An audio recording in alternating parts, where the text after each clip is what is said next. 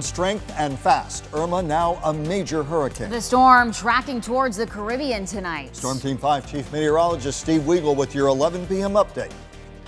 Yes, here it is. Irma continues to churn across the Atlantic. There's another pretty strong wave actually coming off the coast of Africa in the next couple of days too. It has a 40% chance of developing.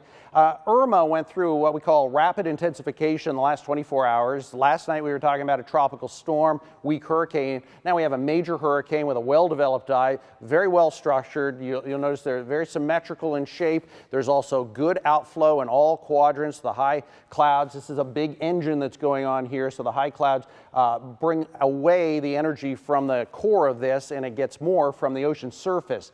As far as the track and the new forecast numbers, 115-mile-an-hour winds, eventually taking it just a couple hundred miles to the east of the Leeward Islands. That's Tuesday night.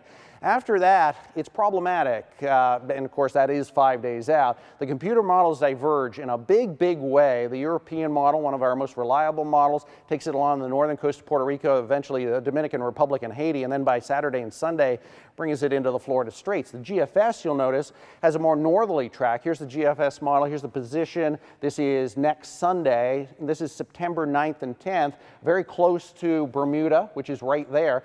It's a weaker high and a weaker storm, so it has the ability to turn north faster. And here's a look at the European model. This would be more of an issue for us if something close to this verifies. It's in the Florida Straits. It's a major hurricane at this point, much stronger winds. And the reason it takes this track is that it believes the high is much stronger and it'll keep on that westerly course. It's one to watch. We'll keep you up to date, of course, through the next few days. Any impact on our area would be over a week away.